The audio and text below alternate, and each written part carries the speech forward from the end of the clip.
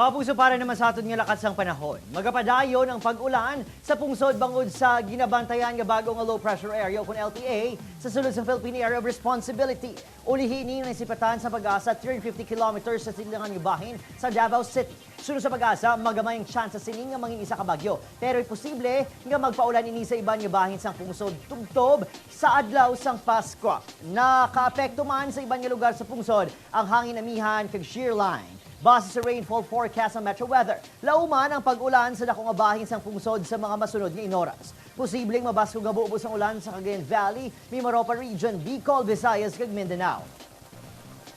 Bangod sa amihan, mabalod ang kadagatan kag delikado nga magpalawod ang mga magagmay nga sakayan pandagat sa Ilocos Region, Cagayan Valley, Aurora, kag iban nga baybayin sa Quezon. Kay ina alas 5:30 ng kagahon na record sa Pag-asa Science Garden sa Quezon City ang 24 degrees Celsius nga temperatura.